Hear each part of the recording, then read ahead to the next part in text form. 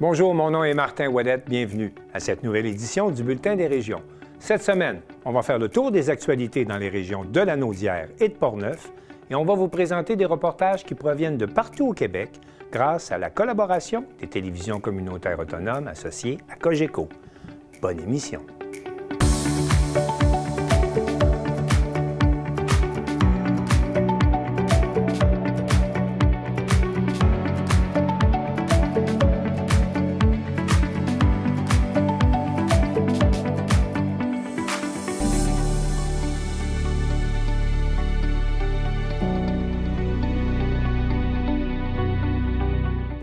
Au sommaire pour vous cette semaine, on fait le tour des actualités dans les régions de Portneuf et de Lanaudière en compagnie des journalistes Danick Julien et Ariel Gauthier. À cause abscale, la mairesse Odile Leroy réagit à une fausse rumeur propagée sur les réseaux sociaux. Après 12 ans d'absence, le train revient sur ses rails entre New Richmond et Port-Daniel. À Baie-Saint-Paul, la ville met en vente 2 mini-maisons au coût de 155 000 $. À Gaspé, les adultes autistes ont maintenant une résidence adaptée à leurs besoins. À Padoue, on inaugure non pas une ni deux, mais 3 nouvelles installations pour mieux desservir la population. À Thetford, le Salon des organismes invite les visiteurs à aller à la rencontre de la communauté. Et pour commencer cette émission, on va se rendre à Montmagny, où Gabrielle Brisebois a écrit l'histoire en devenant la première femme à être élue à la mairie. Michel Montminy de CEMA TV l'a rencontré pour discuter des défis qui l'attendent. Vous la reconnaissez? Bien là, il va falloir vous habituer à la voir régulièrement. J'espère chez nous, mais c'est la nouvelle mairesse, on dit désignée, parce que tant que vous n'êtes pas assermentée, ce qui va se faire vendredi, on doit vous appeler mairesse désignée. Gabrielle Brisebois, bonjour. Bonjour, Michel. Comment ça va? Ça va bien. Fatigué? Oui, un peu fatigué. Ça a fini tard. Les résultats ont été dépouillés jusqu'à assez tard hier soir, mais on ne pouvait pas se coucher sans savoir. Hein? Ben non. Donc, on est resté jusqu'à la toute fin avec mon équipe, puis ça a été à notre satisfaction. Mais on a été très raisonnable dans le festoiement parce que tout le monde travaillait le lendemain matin, mais très satisfaite des résultats. C'est 2153 voix. 45,3 et vous avez remporté la victoire avec 350 voix de majorité sur votre plus proche adversaire, Pierre Bouffard. Oui. Depuis le mois de décembre, que vous avez annoncé vos intentions de vous lancer en politique municipale à la mairie, c'est quoi votre expérience? Qu'est-ce que vous retenez principalement? Là, parce que ça fait quand même près de 9 mois là, que vous êtes, on peut le dire, vous êtes en campagne. Qu'est-ce que vous retenez principalement de cette campagne électorale? Bien, je retiens que les gens à Montmagny sont extrêmement fiers de leur ville, puis qui veulent que les gens de l'extérieur le sachent qu'on a une belle ville. Fait que je pense que ça va être un de mes mandats prioritaires dans les 4 prochaines années, de faire rayonner Montmagny à l'extérieur de Montmagny. Parce qu'entre nous, on est fiers, puis on le sait, mais on aimerait ça que les autres personnes aussi le sachent, puis c'est une des clés de l'attractivité. Mais quand je cognais aux portes puis je demandais, est-ce que vous avez des enjeux, des préoccupations, les gens me disaient, mais je suis bien. J'ai rien à dire. J'ai rien à dire. J'ai pas de problème, j'ai pas de questions, je sais qu'est-ce qui se passe, je sais qui travaille dans les organismes, qui travaille dans les commerces. Je suis bien chez nous. Je suis bien chez nous, puis j'espère que notre ville, elle va continuer à être belle comme ça, puis qu'on va continuer à s'en occuper. Donc, ça a été un peu mon moteur tout au long de la campagne, d'entendre les gens chez eux, quand j'allais cogner à leur porte, me dire à quel point ils étaient fiers de leur ville, puis ils trouvaient qu'ils avaient une belle ville, puis ils espéraient que tout le monde le sache. Puis c'est un peu, c'est le leitmotiv que je vais avoir dans les prochains 4 ans. Donc, on va partager ça à toute la population du Québec, puis du monde entier, à quel point Montmagny, c'est une belle ville, parce que c'est le message que les gens m'ont transmis quand j'ai été cognée chez eux. Justement, vous avez fait beaucoup de porte-à-porte. Qu'est-ce que vous retenez principalement? Oui, les gens disent qu'ils sont bien chez eux, mais qu'est-ce qu'on vous a rapporté le plus souvent possible? J'aimerais ça, telle ou telle chose. Qu'est-ce que vous avez retenu de toutes les portes que vous avez, ou les gens que vous avez rencontrés? C'est quoi le point qui est peut-être le plus important pour la population? Il faut des jeunes à Montmagny. Il faut des jeunes, c'est revenu, peu importe l'âge des gens à qui je parlais, Montmagny a besoin de jeunes, a besoin de familles. Oui, c'est parfois intégré dans l'importance du développement résidentiel ou dans l'importance de faire venir des nouveaux investisseurs, mais ça ramène toujours à la même chose.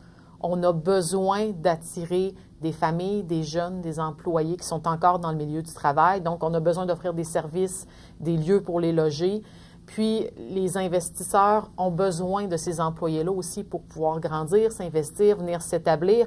Donc, le point de balance de tous ces domaines-là, bien, c'est notre vitalité puis le fait qu'on a besoin d'attirer des jeunes à Montmagny.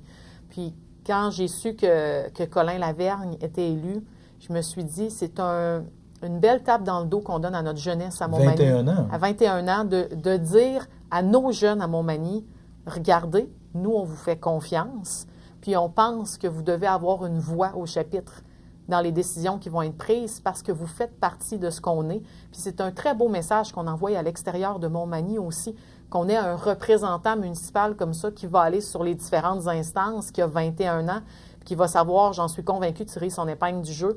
Donc ça, c'est une des choses dont on m'a le plus parlé, le besoin de ramener des jeunes puis des familles à Montmagny. Puis je pense que le point de départ, c'était d'envoyer ce message clair-là aux jeunes qu'ils ont leur place chez nous, puis pas juste dans une maison ou dans un commerce, aussi au niveau du pouvoir décisionnel. Puis ça, on s'est permis de faire ça, Montmagny, hier soir, puis j'en étais très fière.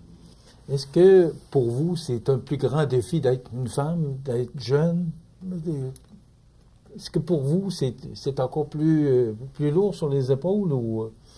C'est plus stimulant, on va le dire comme ça. C'est plus stimulant parce que on a été moins présents, les jeunes et les femmes, sauf qu'on fait un très bon travail.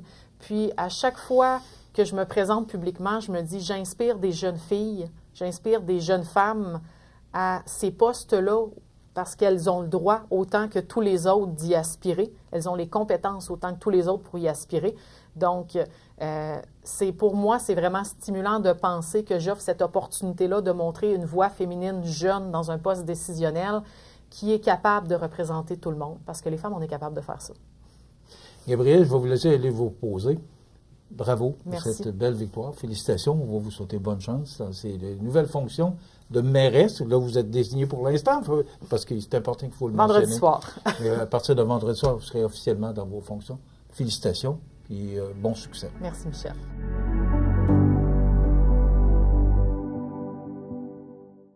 Je m'entretiens maintenant avec Ariel Gauthier de CTB-TV et Danick Julien de CJSR.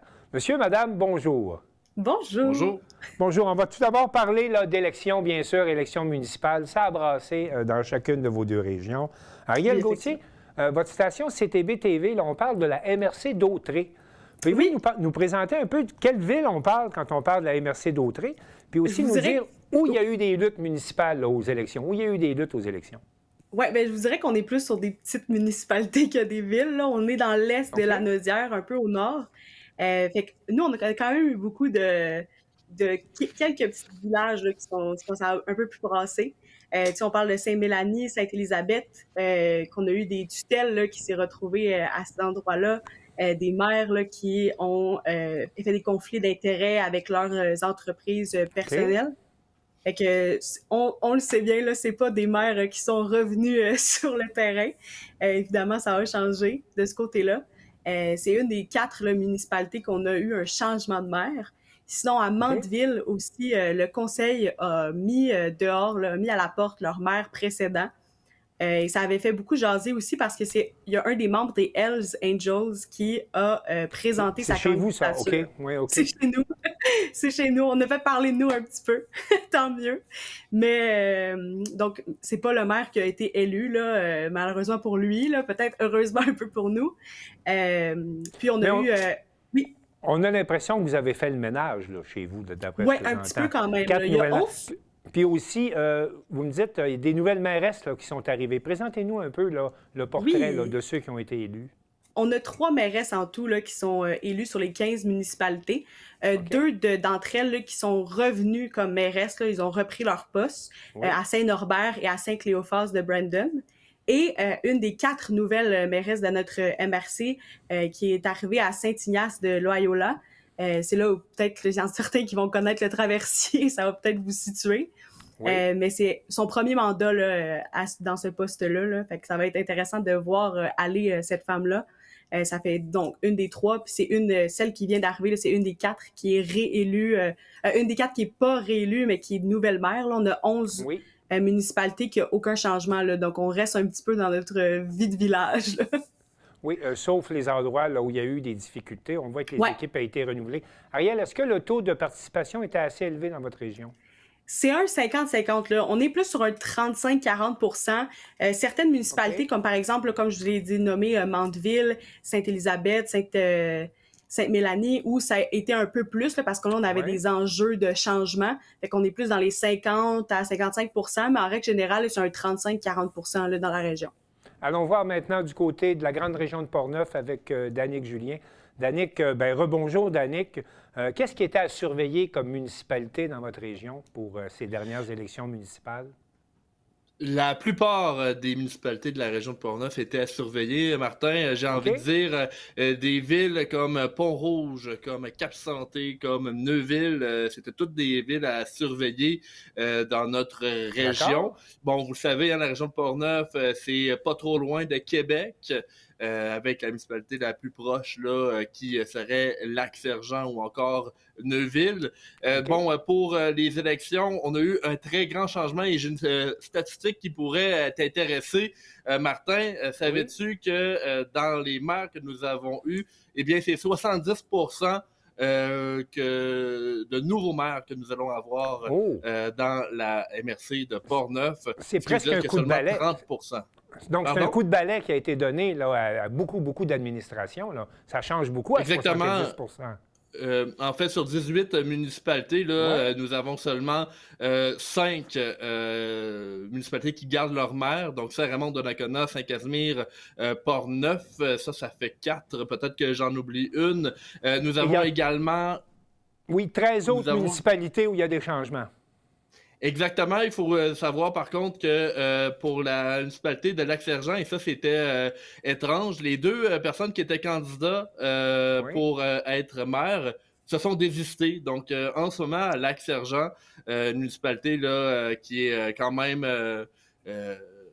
dans les plus petites de la région de Portneuf, il n'y a pas de maire. Donc, c'est le maire sortant qui garde son poste jusqu'à temps qu'il y ait des élections partielles qui vont avoir lieu là, dans les 3 à 4 mois. Espérons qu'il trouve un candidat. Dites-moi, quand il y a beaucoup de luttes comme chez vous d'ordinaire, le taux de participation aussi, ça se reflète là, sur le taux de participation? Bien là, j'ai fait le calcul. Le taux de participation global moyen est de 52,62% lorsque je les ai tous mis ensemble.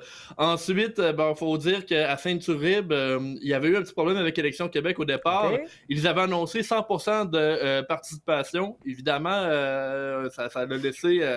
quelques incrédules, et lorsqu'on a vérifié, finalement, c'était 84,92% à Sainte-Turibe, ce qui est quand même très élevé pour une municipalité d'environ 300 là, habitants. Eh bien, c'est à peu près tout le village qui s'est rendu aux urnes. J'aimerais aussi porter l'attention, on a vu les plans de drone tout à l'heure sur Saint-Raymond. Le conseil avait quand même, dans les dernières années, le problème d'avoir seulement des hommes sur le conseil municipal. Maintenant, c'est donc un conseil mixte, 3 femmes, 3 hommes. C'était donc dans la volonté du maire sortant, Claude Duplain, de renouveler son conseil. Donc, on retrouve plus de femmes à Saint-Raymond. On retrouve également plus de femmes du côté de la MRC d'Autrey. Plus tôt, dans le bulletin des régions, on a vu 2 reportages également où on rencontrait des mairesses. Là. Donc, on peut voir, souhaitons-le en tout cas, que les femmes prennent de plus en plus de place en politique municipale. Merci pour ce tour d'horizon. Je voudrais tout de suite changer de thème puis parler un peu d'information locale parce que, Ariel Gauthier, vous nous présentez un bal masqué plutôt qu'un bal masqué. De quoi il s'agit? Exactement, c'est ce qui va vraiment faire vibrer là, notre région là, durant la période automnale. C'est un festival de jazz qui est organisé par justement le bal masqué de Saint-Gabriel. Dans le fond, on va venir aller chercher des artistes locaux là, qui vont être dans le jazz autant classique que du jazz un peu plus moderne, qui est un peu plus nuancé. C'est une salle de spectacle qui est toute petite, donc on veut venir montrer aux autres régions que malgré le fait que ce soit une petite salle, on peut quand même faire un festival là, qui va apporter un peu de, oui, du tourisme un petit peu, apporter un petit quelque chose à la localité là, de Saint-Gabriel. Ariel, on va aller oui. Ça va se dérouler vers quelle date là, et comment on peut aller voir ce festival de jazz? Ça va être tout le long du mois de novembre. Fait qu'à tous les week-ends, là, il va y avoir un différent spectacle, là, que ce soit le samedi, le dimanche. On peut aller directement là, Balmasquie, aller vérifier ça. Là, si jamais vous avez juste une journée où vous êtes disponible, là, vous pouvez juste y aller tout simplement. Et sur place, là, vous allez voir qu'est-ce qu'il y a comme programmation. Là. Alors, Ariel, de votre côté, on sait clair que c'est une salle de spectacle, mais du côté de Saint-Léonard de Portneuf, d'Annick Julien, on ne sait pas encore qu'est-ce qui va arriver avec l'église. Pouvez-vous nous donner des détails là-dessus? L'église de Saint-Léonard de Portneuf, c'est l'église dont il est question en ce moment. C'est une église qui est citée patrimoniale, et puis, on va le dire, pour Saint-Léonard, ça a été quand même un enjeu électoral, cette église-là. La paroisse qui la gère, donc la paroisse de la Fabrique Saint-Raymond du Nord, ont proposé à la municipalité la fameuse vente symbolique à 1 $. Puis, il y a quand même deux clans qui se sont formés à Saint-Léonard, ceux qui veulent faire de cette église-là un centre communautaire et les autres qui ont bien peur pour leur compte de taxes. Alors, mais ça s'est traduit, ça, en campagne électorale. Donc, il y avait un groupe pour et un groupe contre. Qu'est-ce que le résultat électoral a donné? Exactement. Eh bien, si on regarde là au niveau de la mairie, c'est le maire qui se disait un peu plus pour qui a été élu, donc Monsieur Cédric Champagne. Pour les conseillers, ensuite, c'est un peu plus mixte au niveau des choix. Certains conseillers, quand même, ont exprimé dernièrement leur réticence au niveau des finances de l'Église. La grande question qui se pose, Martin, dans ce dossier-là, c'est est-ce que l'Église est encore bonne et durable pour longtemps ou est-ce qu'on va devoir faire des rénovations qui seront très coûteuses? Faut expliquer, il y a en ce moment un comité qui est en place qui cherche des subventions, mais ce comité-là aimerait bien être bipartenaire avec la ville de Saint-Léonard pour acheter l'église et de ce fait avoir le plus de subventions possible. Mais c'est donc ce qui inquiète, c'est le coût des travaux. Et en ce moment, dans le mois d'octobre, il y avait une firme qui s'occupait de l'inspection. L'inspection devrait avoir eu lieu, ou si ce n'est pas déjà fait, ça sera très bientôt, parce qu'on nous dit que lors du prochain conseil, il va y avoir des développements dans le dossier. Le conseil qui sera le lundi 17 novembre. Donc, le 17 novembre, il y aura des suites au dossier, mais dites-moi, là, ce dossier-là, ça fait quand même quelques années qu'il est discuté par chez vous. Est-ce que le diocèse a confirmé qu'il était prêt à céder l'Église à la municipalité? Oui, ben, au départ, la réponse était au coût de $, on le fait pas. Sauf qu'on va le faire si il y a un projet qui est en place qui semble durable. Donc, en 2024, il y a le comité de requalification de l'Église qui s'est formé. Ont travaillé très fort pour justement rajouter une cuisine communautaire comme vous l'avez vu tout à l'heure. Bon, cette cuisine-là, c'est grâce à Petit Québec. Ils sont allés chercher des subventions. Mais avec tous ces efforts-là qui ont été faits, maintenant le diocèse est d'accord pour la vente à 1 $ de l'Église, mais il faut bien que la municipalité embarque dans le projet et ça, c'est pas donné. Et c'est à suivre à compter de la mi-novembre prochain. Exact. Merci, Danick Julien. En terminant, je vais me tourner vers Ariel Gauthier. Ariel, vous voulez nous parler des Loups de Saint-Gabriel? Oui, c'est notre équipe locale à Saint-Gabriel qui est dans la Ligue de hockey senior élite. On a un changement d'équipe complètement, là, quasiment au complet. Là. On a vraiment comme la moitié des joueurs qui changent, beaucoup de relèves, là, des nouveaux joueurs qui arrivent. C'est un début de saison peut-être un peu plus difficile pour eux parce qu'on doit s'adapter évidemment à la nouvelle équipe. On a aussi un nouveau staff derrière le banc, là, donc nouveau coach, nouveau assistant coach aussi, donc ça peut apporter peut-être un peu plus de moments difficiles. Par contre, à partir du 7 décembre, le reste de la saison est à la maison pour nous, donc ça peut nous apporter un élément un peu plus rassurant d'avoir nos partisans qui sont derrière nous, et peut-être d'apporter plus de victoires et peut-être un peu meilleur pour notre équipe. Là. On ne fera pas trop de jeux de mots parce qu'on a changé de meute, là, on comprend, chez les loups. Mais dites-moi, la tanière des loups, c'est où? L'aréna, c'est où, l'aréna des loups? L'aréna, c'est vraiment directement en rentrant dans la ville de Saint-Gabriel, d'ailleurs, qui est en rénovation. Là, donc, on va avoir une toute nouvelle aréna pour les partisans là, dès qu'on revient à la maison.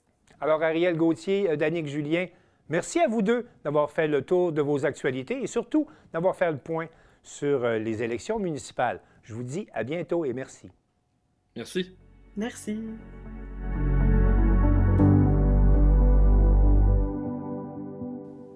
Carl Blanchette de la télévision de la Matapédia fait le point sur les finances de la ville de Cozaabscale en compagnie de sa mairesse Odile Leroy à la suite de la propagation d'une fausse rumeur sur les réseaux sociaux qui soutenait que le taux d'endettement de la municipalité atteignait 280 %.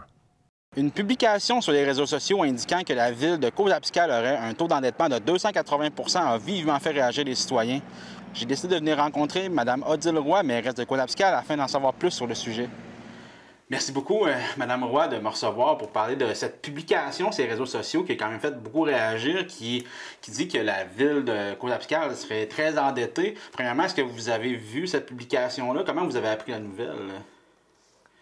Comment j'ai appris la nouvelle? J'ai appris la nouvelle au marché Richelieu, à notre épicerie de Cozaabscale, par une citoyenne. « Hey, Odile, t'as-tu vu, là? Regarde, ça vient de passer dans la presse, etc. » Puis sur les réseaux sociaux. Oui, sur la page des anciens de Cozaabscale. Les anciens de Cozaabscale. Ça fait que là, je me suis dépêchée à sortir de l'épicerie pour m'asseoir dans mon auto puis regarder ça.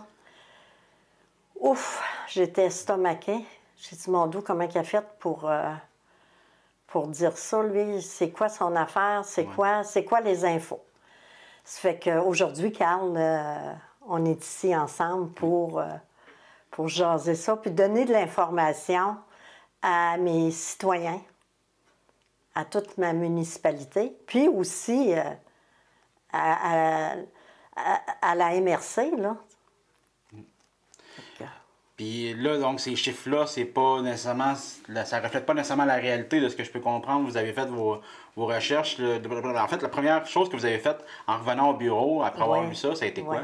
Ça a été quoi? C'est que j'ai contacté tout de suite notre firme comptable, qui est Mallette. Puis,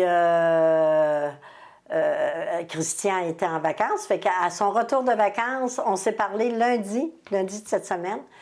Puis, il m'a tout expliqué. Okay. Il m'a expliqué que notre dette à gérer de la ville de Cozaabscale est de 10,4 millions net. Okay. Ce qui veut dire 182 %. Fait qu'on est loin du 280 % annoncé. Oui, on est loin du 280 % annoncé. Puis je pense que c'est très important de dire l'information, la bonne information. Ce que je vais faire un petit commentaire, Carl. Ce que je déplore un petit peu sur les réseaux sociaux, c'est des fois c'est du n'importe quoi. Mais ceux qui ont des questions à poser, ils devraient aller aux sources, sur certaines. Mais ce qu'ils ne font pas, là. Je peux te donner un petit détail un petit peu de ce qui correspond à notre dette du 10,4 millions. Oui. C'est parce que, c'est sûr on paye, on a une quote-part qu'on paie à la MRC pour les parcs éoliens et la Régie du Bas-Saint-Laurent. Mais sur ça, nous avons des redevances. Ensuite, je peux te dire aussi, ce qui dépend de cette dette-là, nous avons eu des gros projets, si je recule de 3-4 ans. Même, je te dirais, on a un projet en 2012 qui est encore, on paye encore pour ce projet-là qui a été fait. Puis nos infrastructures, si on ne fait rien, on n'a rien. Puis les citoyens, bien, quand les routes sont pas belles, bien, on le sait, hein? Puis quand c'est pas beau, on le sait aussi. Ça fait que on a réalisé les trois gros projets depuis quelques années. Si je prends la rue Saint-Jean-Baptiste, oui. 11 millions. Ça, j'imagine qu'il y a une partie qui est payée par les différents paliers de gouvernement quand même. Oui, mais si on l'aurait fait là, de quelques années, là, ou bien commencé, là, 5 ans, 6 ans, 10 ans, dans ce temps-là, je pense, si je me rappelle bien, elle nous aurait coûté 3 millions. Oui, les coûts ont vraiment augmenté beaucoup. Les coûts ont vraiment augmenté. Mais nous, elle nous coûte 11 millions. Ensuite, j'ai le rang 2, la phase 1, qui nous coûte 3 789 000. Et la phase 1, qui nous coûte 5 325 000. Ça fait qu'on a mis beaucoup de sous dans les infrastructures, puis tous les coûts ont augmenté. Hein? Tu sais, je veux dire, là, comme je te disais, là, 10 ans, ça aurait coûté moins cher que là. Ouais. Puis ensuite, la dette de l'Arena, qui a été contractée en 2012, qui était un montant de 2,9 millions. Puis là, en 2025, il nous reste à payer 1 168 000. OK. Fait que, dans le fond, c'est beaucoup des gros projets, là, ces endettements-là, puis donc ils sont quand même très justifiés. Oui, puis j'ai élaboré les plus gros, parce qu'on a la caserne de pompiers. Tu sais qu'on paye, mais je ne peux pas te donner le montant, là, qu'on paye encore. Puis ensuite de ça, la rue Blanchard. Si une ville veut avancer, c'est certain qu'il faut qu'elle place ses priorités. Mais pour les routes, on n'avait pas le choix, là. Vraiment pas le choix. Puis je voudrais, en terminant, Carl, si tu permets, je voudrais dire à mes citoyens, ma municipalité, les autres municipalités, s'ils veulent vérifier notre budget, puis les états financiers sont sur nos procès-verbaux, notre procès-verbaux, puis il n'y a rien de caché, là. Moi, je suis une personne transparente. Suite à l'audit de la Commission municipale du Québec, nous avons mis en place un plan d'action sur 3 ans qui a été approuvé par ceux-ci. OK. Ça fait que vous voyez que la transparence est là. Ouais. Fait qu'on a fait un plan d'action.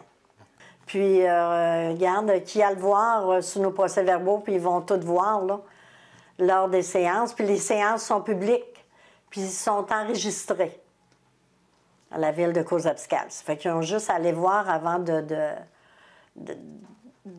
se poser des questions, puis d'aller sur les réseaux sociaux, puis pas parler à la bonne personne. Puis moi, je suis là.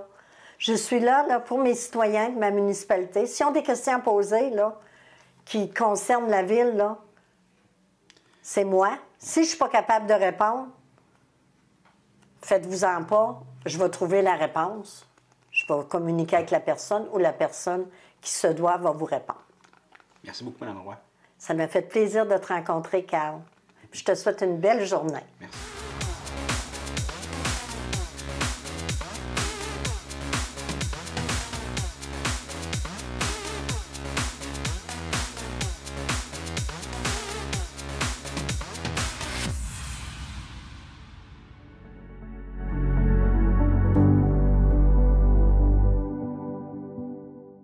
Après plus de 12 ans d'absence, le train revient entre New Richmond et Port-Daniel et Simon Thériault de Télévague nous informe que ce sera d'abord un train de marchandises, mais que les pressions s'accentuent pour remettre sur rail un train de passagers.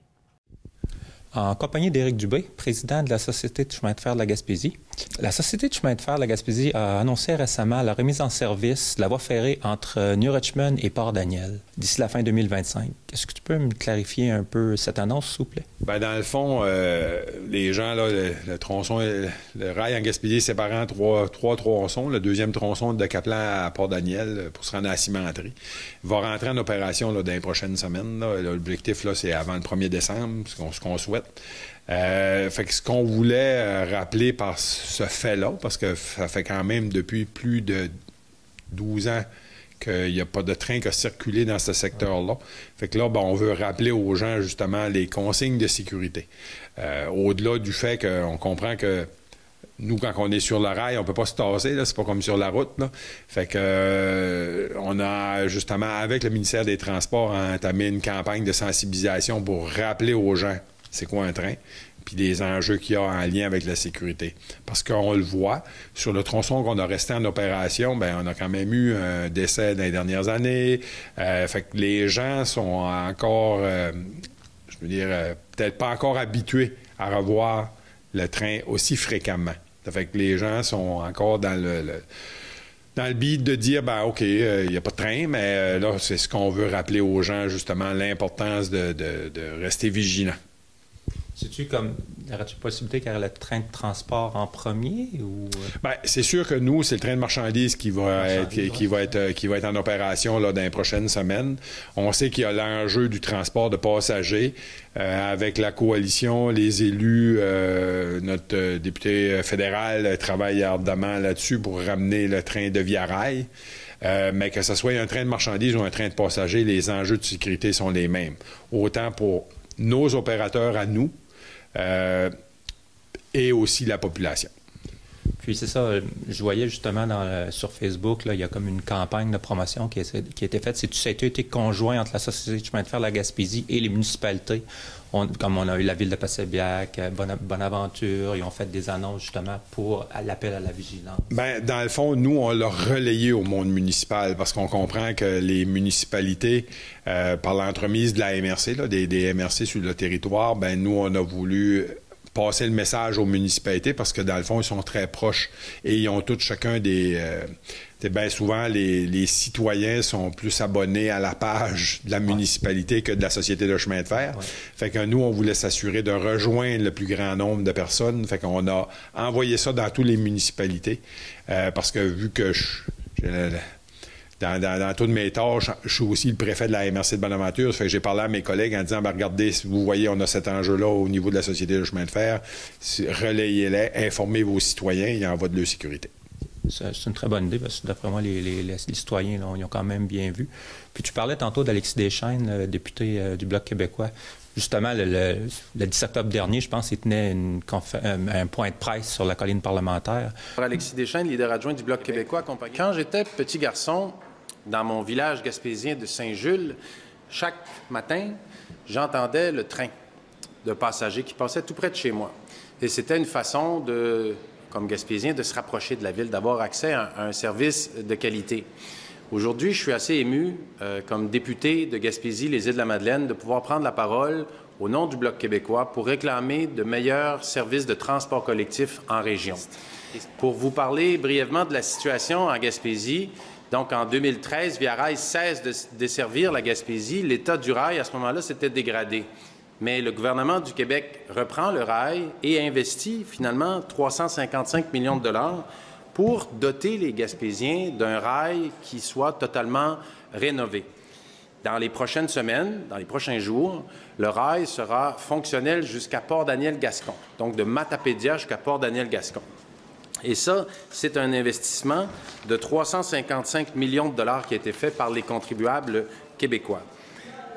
Ce que nous voulons en Gaspésie, c'est que Via Rail reprenne le service de train passager jusqu'à Port-Daniel-Gascon, et ce, dans les meilleurs délais. Et pour attirer l'attention de tout le monde sur cet enjeu criant qui est éminemment important, nous allons prendre le train de Via Rail à partir de 2 heures cet après-midi jusqu'à Matapédia.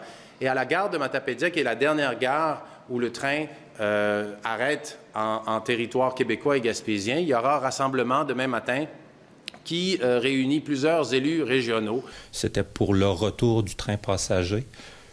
Puis, il s'en est suivi à Matapédia une mobilisation citoyenne.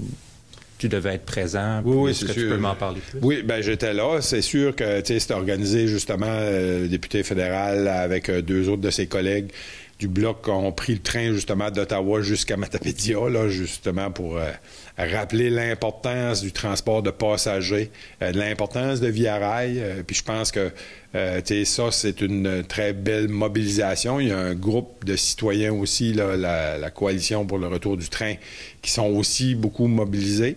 Ça fait que je pense que de rappeler l'importance au palier de gouvernement, puis je le dis souvent, il faut s'assurer de tirer sur le bon joueur, parce que c'est pas de compétence ni municipale ni de la Société de chemin de fer. Nous, on est comme les gens, on le revendique, on veut que ça revienne, sauf que les décisions doivent se prendre à Ottawa.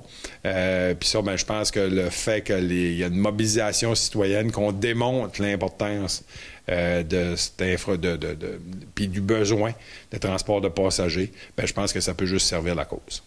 Ah, mais c'est bien, on va continuer d'y croire, puis dorénavant, quand on va arriver proche d'une voie ferrée, on va faire attention, on va être vigilant. C'est le message qu'on veut passer.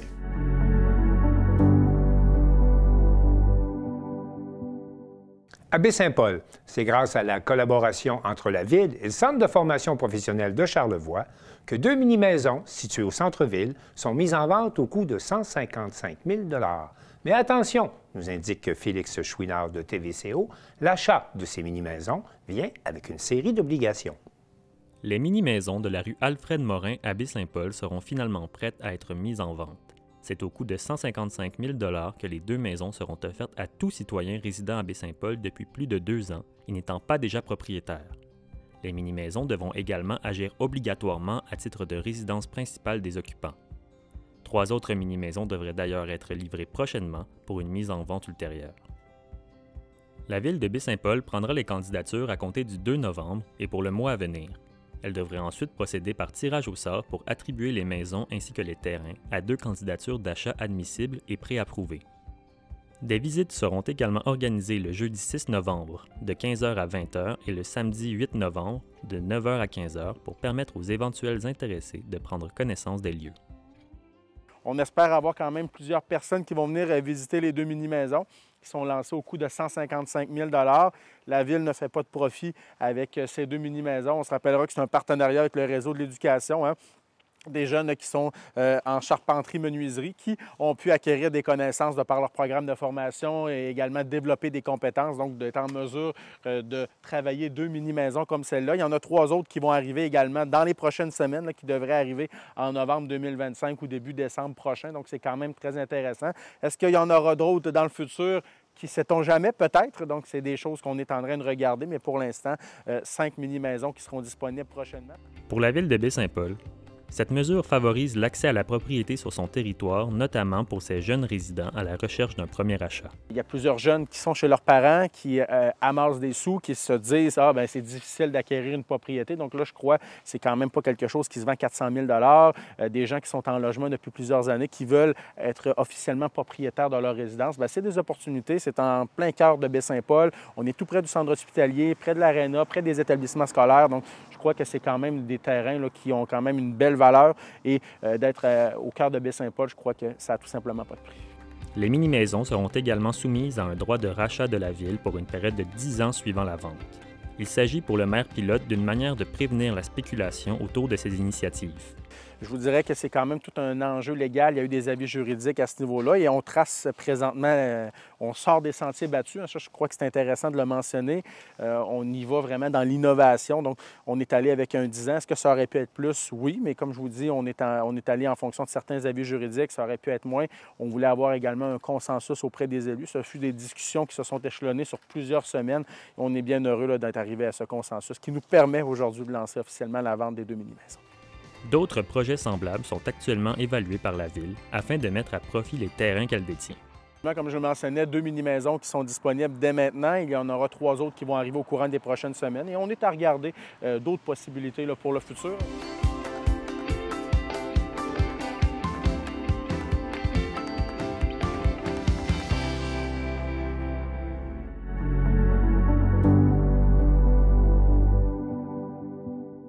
À Gaspé, c'est grâce à la mobilisation de parents qui voyaient grandir leur enfant atteint de troubles de l'autisme que la résidence Demeure-toi, un milieu de vie unique au Québec pour adultes autistes, a été créé. Un reportage d'Igor Nérisson de Télé-Gaspé. À Gaspé, un tout nouvel immeuble s'apprête à accueillir ses premiers résidents adultes vivant avec un spectre de l'autisme. Ce projet unique au Québec, baptisé Demeure-toi, se veut avant tout un milieu de vie, né de la volonté de parents et de proches déterminés à offrir un avenir stable et humain à leurs enfants. Demeure-toi a été créé par des parents qui avaient un besoin en lien avec qui voyaient leurs enfants grandir, devenir des adultes, et on voit qu'il y a de moins en moins de services quand les personnes TSA grandissent. Alors, c'est vraiment des parents qui se sont concertés, qui ont décidé de créer un CA en 2019, de vraiment mettre tout ça en place pour pouvoir soutenir les adultes avec un trouble du spectre de l'autisme, mais oui, les leurs, mais aussi tous eux de la région. Aussi parce qu'on en a de plus en plus et c'est quand même un besoin qu'on manque de ressources aussi pour ces adultes-là. Mais la mission de l'organisme va bien au-delà du simple logement. Bien, je dirais que la mission, c'est vraiment d'offrir un milieu de vie sécuritaire, adapté avec des intervenants, des interventions qui vont permettre de cheminer ces adultes-là, de cheminer vers leur plein potentiel. Alors, on dirait grosso modo, ça serait vraiment ça la mission principale. L'immeuble comprend 12 logements, dont un réservé à une personne accompagnatrice. Chaque résident pourra y vivre de manière autonome. Dans ce cadre, les locataires pourront compter sur les services de personnel spécialisé qui les aideront dans leur cheminement. Bien, en fait, on a une éducatrice spécialisée là, qui est ici du lundi au vendredi, qui va vraiment là, s'occuper là, des plans d'intervention, de tout, en fait, ce qu'on veut, ce que la personne veut mettre en place, hein, parce que c'est le locataire qui va décider de son plan d'intervention, bien sûr, qu'est-ce que lui a envie d'améliorer, qu'est-ce qu'il a envie d'aller chercher. Un modèle de cohabitation unique qui marie autonomie et soutien personnalisé et dont la durée n'est pas déterminée. On va vraiment y aller selon le rythme de la personne, selon qu'est-ce que la personne a à travailler aussi. Donc, peut-être qu'une personne, au bout d'un an, va dire, ben OK, tu sais, moi, j'ai travaillé ce que j'avais à travailler. Je m'en vais vivre ailleurs avec mon sac à dos qui est rempli d'outils. Parce que c'est notre objectif aussi chez Demeure-toi, c'est que chaque personne qui va passer ici, peu importe le nombre d'années qui va demeurer ici, puisse repartir avec un sac à dos bien rempli d'outils et surtout avec une confiance en lui qui va le faire, qui va faire en sorte qu'il va pouvoir s'épanouir et justement là, s'accomplir. Là. Les futurs résidents sont choisis selon plusieurs critères. Être adulte, vivre avec un trouble du spectre de l'autisme et surtout vouloir bâtir un projet de vie à long terme. Les critères, on les a dit un peu tantôt, donc il faut avoir 18 ans, avoir le diagnostic, bien sûr, d'autisme et il faut que la personne soit prête à s'engager aussi dans une démarche de mise en action, dans une démarche de « OK, tu sais, je veux… » En fait, on mise beaucoup sur l'autodétermination et on veut que la personne dise « OK, moi, je veux reprendre du contrôle sur ma vie ou je veux en avoir davantage. » Donc, c'est ça, que la personne soit, en fait, ouverte à recevoir des services, bien sûr. Donc, ça fait en sorte qu'un locataire qui va venir vivre chez Demeure-toi va avoir automatiquement un suivi individualisé avec l'éducatrice spécialisée et les autres intervenants là, qui vont faire partie aussi de l'organisme. Donc, va avoir son propre plan d'intervention pour, justement, se fixer des objectifs qui vont être réalistes et qui vont être en mesure d'atteindre là, au fil du temps. Après plusieurs années de travail, le rêve est devenu réalité. Mais le chemin pour s'y rendre a été long et souvent fastidieux. Il y a eu beaucoup d'enjeux au niveau logistique, au niveau financier. C'est toujours à chercher du financement. Alors, chercher du financement pour la bâtisse, c'est quand même des gros coûts d'avoir des autorisations de la ville, des autorisations gouvernementales. Tous les enjeux financiers, oui, de la bâtisse, mais après ça, de l'offre de services. Combien de résidents peuvent venir rester ici? Quels vont être le type d'intervention qu'on veut? Toutes les démarches là-dessus. Pour faire découvrir ce nouveau milieu de vie, Demeure-toi organise une journée porte ouverte le samedi 1er novembre de 11h à 16h. Demeure-toi, c'est un modèle d'inclusion et d'espoir unique au Québec, au cœur de la Gaspésie. Ici Igor Nérisson, journaliste IJL pour Télé-Gaspé.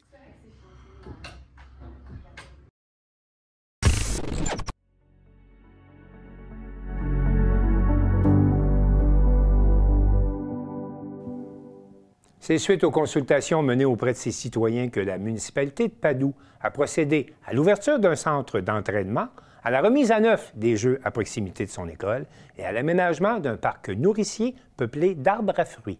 Marc Després, de la télévision de la Métisse. Monsieur Gaudreau, donc vous êtes maire de Padoue et bon, vous nous avez invités à Padoue puis vous vous êtes dit, t'as qu'à aller faire venir à Padoue, on fait pas une inauguration, pas deux, mais bel et bien 3 inaugurations. La première, c'est le gym où on se trouve. Oui, exactement. On avait demandé à la population voir qu'est-ce qu'ils aimeraient avoir de nouveau dans leur village. Le gym a sorti à plusieurs fois. Donc, on a trouvé que c'était une excellente idée. Donc, pour certaines personnes, des fois, se déplacer, aller à Montjoly, au travers du monde qu'ils connaissent moins. Ici, c'est beaucoup plus familial. Padoue, c'est un petit village. Tout le monde se connaît, tout le monde se jase, tout le monde est ami. Donc, de se retrouver ici en même temps, en plus de faire leur exercice, ils font leur social. Donc, on a trouvé ça une excellente idée. Puis, même moi, je vais pouvoir en profiter de ce gym. Donc, très heureux. Et naturellement, bon, si ce gym-là existe maintenant, bon, c'est grâce à certains contributeurs. Oui, exactement. Donc, j'aimerais beaucoup remercier David Gilles Lévesque, qui fut un contributeur d'ici, et puis le programme Nouveau Horizon aussi, qui ont contribué grandement au développement du gym, l'installation aussi, pour que tout puisse être mis en marche. Donc, grâce à eux, les citoyens de Padoue vont pouvoir se remettre en forme et puis faire de la jasette ici, tout en famille. Et à l'extérieur, juste à côté, il y a maintenant un nouveau parc. Oui, exactement. On a ouvert le nouveau parc aujourd'hui. Il est prêt depuis quelque temps. On avait les anciennes balancines et les vieux jeux du temps que l'école était ouverte, mais qui n'étaient plus conformes, qui n'étaient plus aux normes. Donc, on les a démolis, on les a ôtés, puis on en a fait mettre des nouveaux jeux à jour, avec un plancher mou aussi, pour pas qu'il y ait de blessures ou quoi que ce soit. Puis déjà, moi, je reste pas tellement loin, puis j'entends à tous les jours les enfants qui viennent jouer là-dedans. C'est formidable.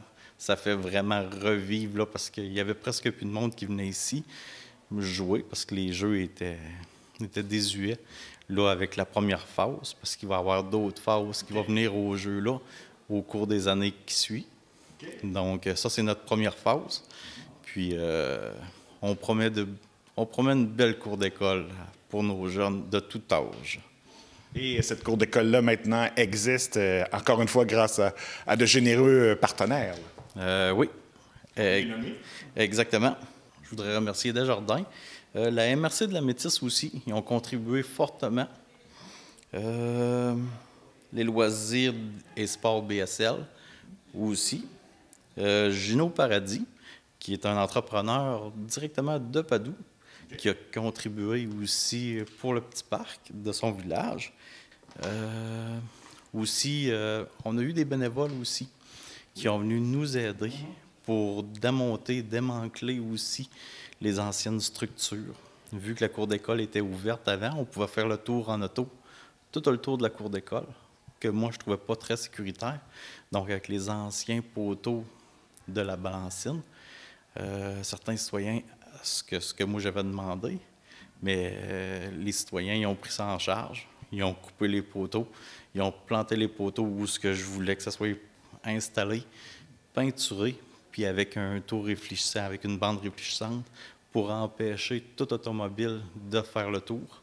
Donc là, les enfants sont en sécurité, l'autre bord des jeux. Fait que ça, c'est inestimable. Exactement. C'est une belle sécurité, c'est une belle place pour jouer.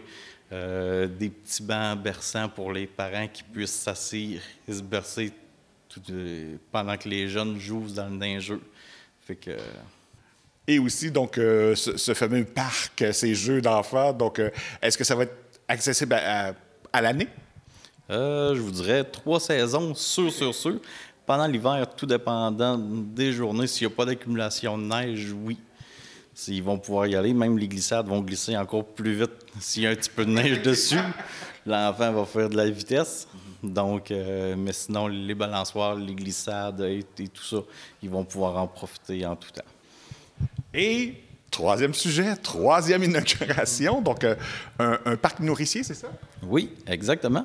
On avait un beau terrain qui était libre, donc qui était grand, en plein centre du village, qui passe juste aux côtés d'un chemin, justement, qui part du haut du village puis qui descend jusqu'au parc Cathy en bas du village. Donc, qui traverse le village au complet. Puis, on s'est dit, pourquoi pas mettre une belle forêt nourricière là? Donc, la forêt nourricière, elle a comme sur un 30 pieds de large qui descend plus de 100 pieds de long. Il y a toutes sortes d'arbres, mais c'est tous des arbres fruitiers qui vont pousser au travers de ça. Là, ils sont encore tout petits, mais lors de la plantation, les arbres, ils ont tous repris vie.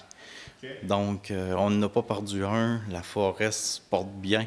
Donc, là, on va l'entretenir puis les laisser grandir jusqu'à temps qu'ils soient adultes. Puis, on va pouvoir, les plus jeunes vont pouvoir cueillir des fruits, les plus vieux aussi, parce qu'il va y avoir des pommiers, il y a une multitude d'arbres à fruits.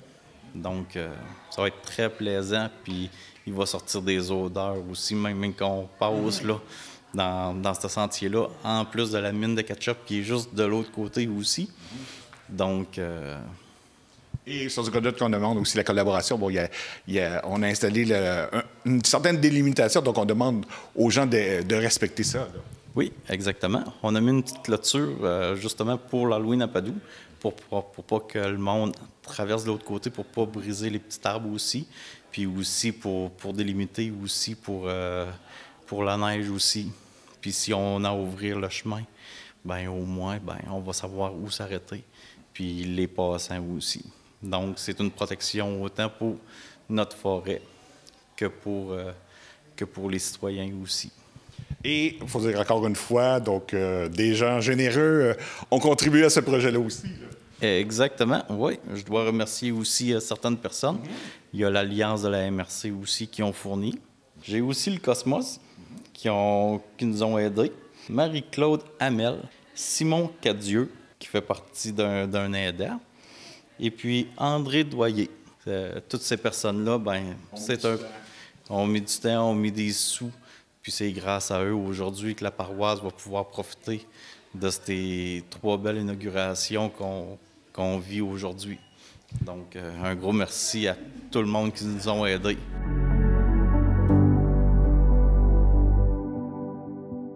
C'est au cégep de Thetford que la Corporation de développement communautaire de Thetford Mines a tenu son Salon des organismes sous le thème « À la rencontre de la communauté ». Pas moins d'une 50aine d'organisations étaient sur place pour présenter leurs services, nous rapporte Guy Jacques de la télévision de la région des Appalaches.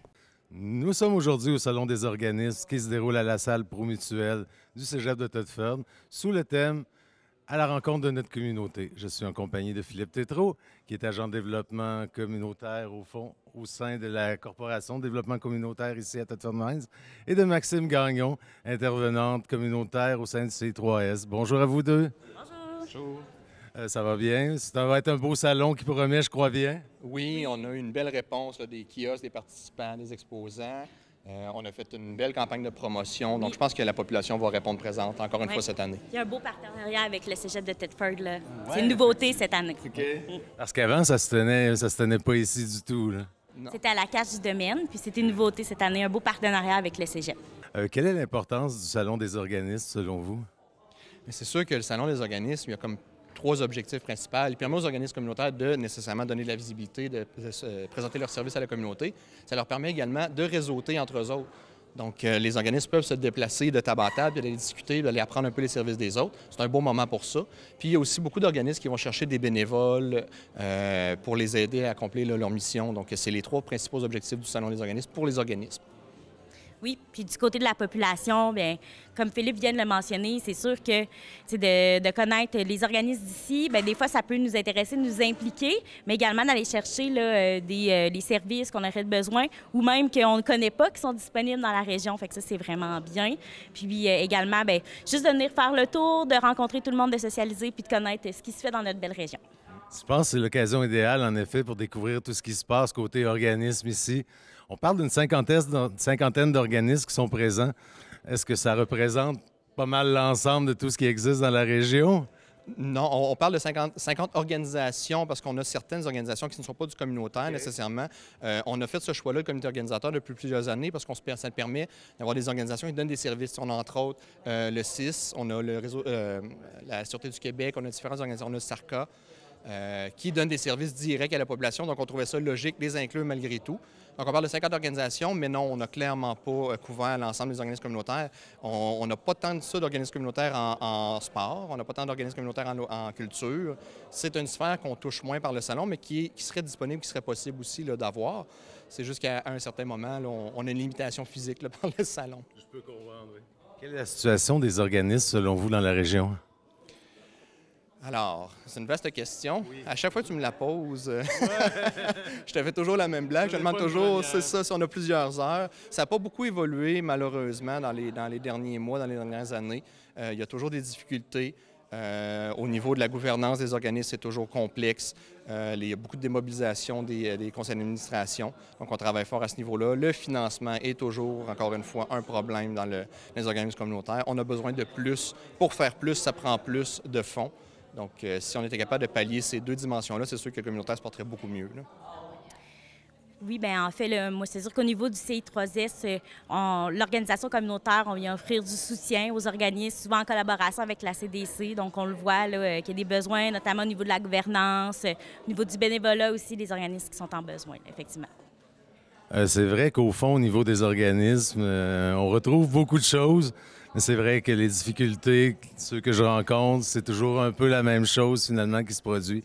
Et j'imagine que c'est pas tout le monde qui peut être ici non plus, du fait qu'ils n'ont pas de représentants qui peuvent se déplacer. Sinon, ils laissent leur bureau vide d'une certaine façon aussi. Écoutez, c'est la 3e édition. Quelles retombées avez-vous pu observer dans les éditions précédentes? Bien, au niveau des organismes, comme je disais tout à l'heure, on a vu des belles collaborations de Naide du Salon. L'année dernière, il y a des organismes qui ont discuté entre eux, puis ça a mené à des projets communs. Il y a aussi d'autres organismes, comme je disais encore une fois, qui ont récolté des listes de bénévoles. Donc, ça les a permis de maintenir à flot certains services grâce à la présence bénévole. Puis, les retombées au niveau de la population, bien nécessairement, plus le communautaire est connu, plus les gens qui ont besoin de ces services-là vont être capables d'y avoir accès. Donc, on l'a vu là, dans les retombées. Oui, en fait, c'est ça, vraiment du beau réseautage, de la connexion, puis partage d'outils aussi, là, ça, on le voit là, avec les organismes communautaires. Des fois, nous, on le fait de telle manière, puis par les discussions, fait que c'est vraiment un beau moment d'échange. Puis la population, bien, des fois, on a vu beaucoup de gens qui venaient s'impliquer aussi.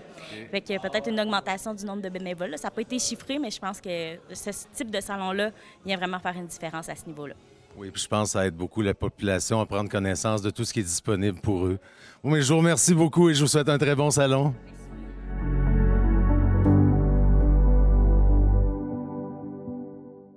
C'est tout pour le bulletin des régions cette semaine. J'espère que cela vous a plu. Je remercie toutes les stations de télévision participantes et je vous dis à bientôt.